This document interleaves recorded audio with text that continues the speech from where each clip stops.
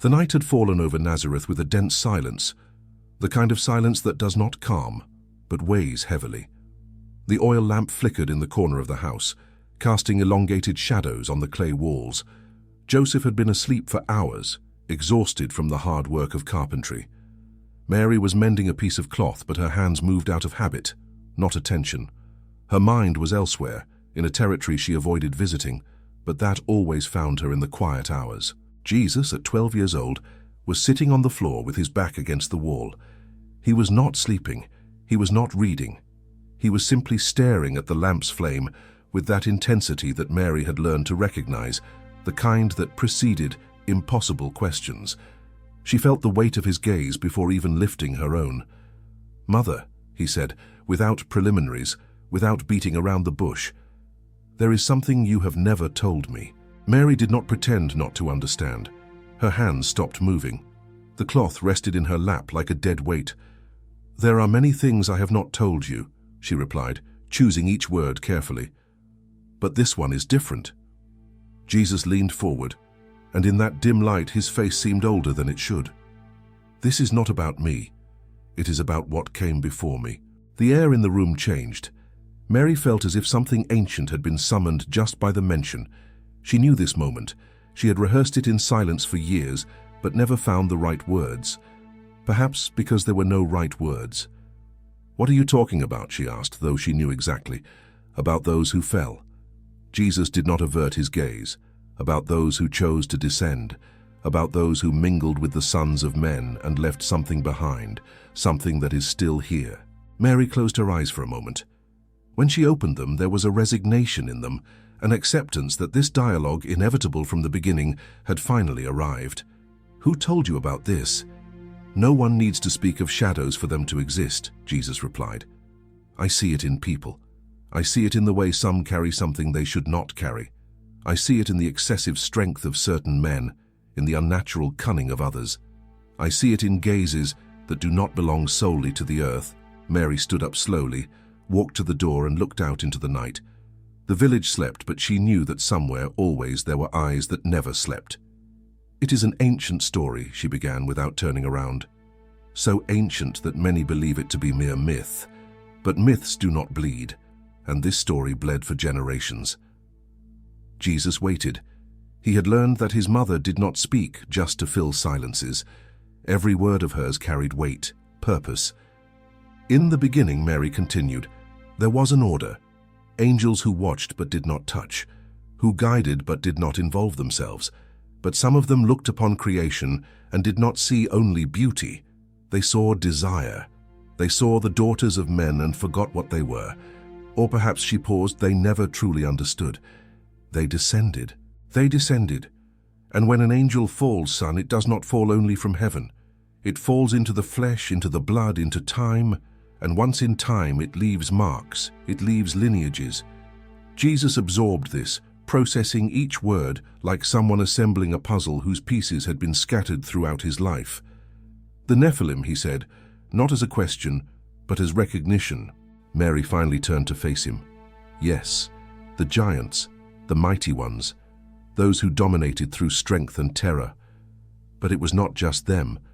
There were others, less obvious, more dangerous perhaps, those who did not inherit size, but ability. Knowledge that should not be in human hands. Secrets about the heavens, about the angels, about how to manipulate creation itself. And all were destroyed in the flood." Mary's voice carried a deep sadness. "Almost all. But blood is stubborn, Jesus, and knowledge once planted takes root. Fragments survived, not great giants, but echoes. People who carry in their veins a drop of what should not be there, a spark of what fell." Jesus stood up, walked until he was close to her. "Why are you telling me this now?" Mary touched his face with a tenderness that hurt. "Because you are growing up. Because soon you will go out into that world and encounter things you will not understand with kindness or faith alone. There are people who are not merely evil by choice, Jesus. Some carry darkness in their very essence, and you need to know this before trying to save them. Can all be saved?" Mary hesitated, and in that hesitation, Jesus found his answer. "I do not know," she admitted. "I never knew. God's mercy is infinite, but there are things that were broken in ways I do not understand. There are souls that seem to have been corrupted before they were even born, not by their own fault, but by inheritance. Is that just? The question echoed in the small room like a silent thunder.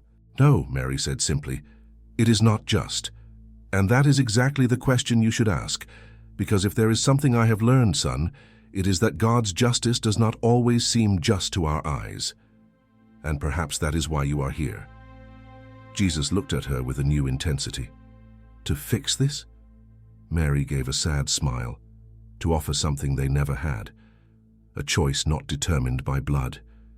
A chance to be something beyond what they were destined to be, and those who choose to remain what they are. Then Mary said, her voice gaining an unexpected firmness, "You will learn something few prophets understood.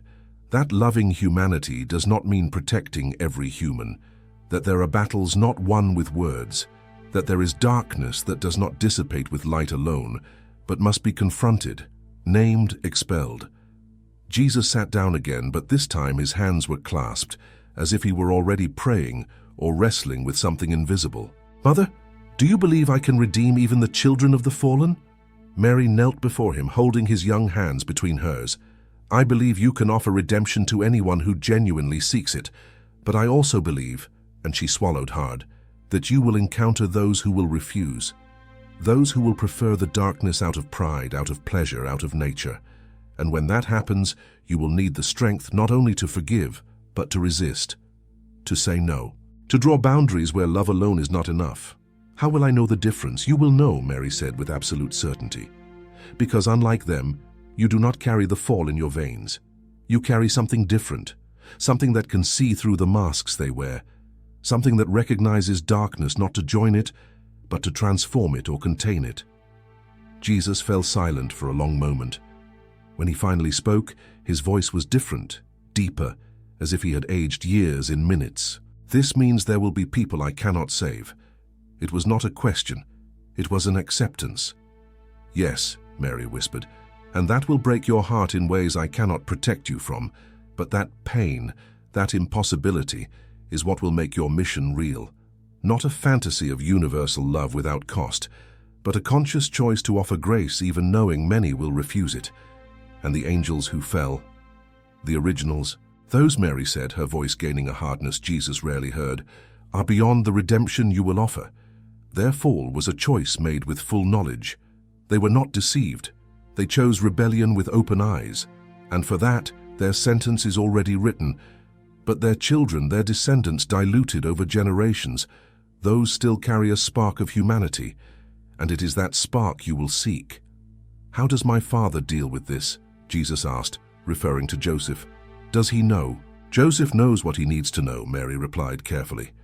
"He knows you are special, that your origin is not ordinary, but the details of the celestial war, of the corrupted lineages, of the mixed blood. These are burdens he does not need to carry. Some knowledge weighs too heavily on simple hearts, and Joseph's heart is too good to be stained with these shadows. But mine is not.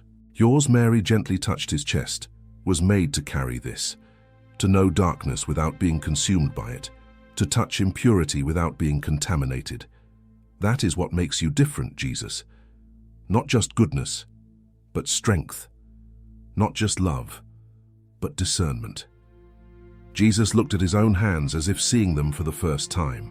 "There is something in me," he said slowly, "that has always known this, that has always felt there was more to the world than people admit.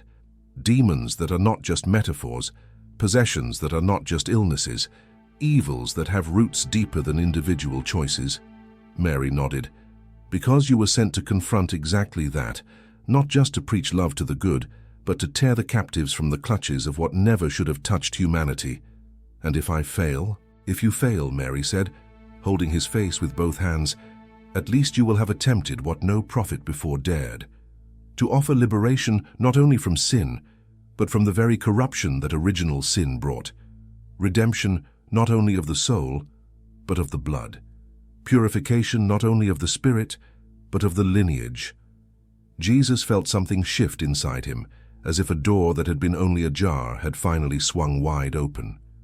Mother, when I begin, when I go out and start to speak, will there be those who recognize me for what I am? Mary took a deep breath. Yes. Those who carry the darkness will recognize you immediately. They will know by instinct that you are the opposite of what they are. And for that they will fear you, or challenge you, or try to destroy you before you expose them. That is why you always told me to wait. That is why, she confirmed, because you need to be strong enough not only in spirit but in understanding. You need to know what you are fighting before entering the battle. And now she stood up, you know. The silence that followed was different from the earlier one. It was not heavy with unspoken secrets, but dense with truths finally revealed. Sleep, son, Mary said softly. Tomorrow the world will still be the same, but you will not be. Jesus lay down, but his eyes remained open for hours, staring at the dark ceiling, processing everything. He thought of the men he had seen with excessive strength, of the women with gazes too ancient, of the children who seemed to know things they should not. And he understood finally that his mission would not be just to preach. It would be to confront, to liberate, to restore what had been corrupted since before the flood. And that night, without Joseph knowing, without the village noticing, without the world understanding, something changed. Jesus ceased to be just a special boy and began to become the one who would face not only sinners, but the very consequences of the original fall of those who never should have descended. Mary, lying beside Joseph, wept in silence, because she had finally said what needed to be said, and because she knew that in doing so, she had given her son the knowledge that would make his path infinitely more difficult, more dangerous, more lonely, but also more true. Outside, the wind blew between the houses of Nazareth, carrying with it the scent of something ancient, something that had always been there, waiting to be named. And in that small house, a boy had finally learned the name of the darkness that would come to challenge him, and in naming it he had taken the first step toward overcoming it.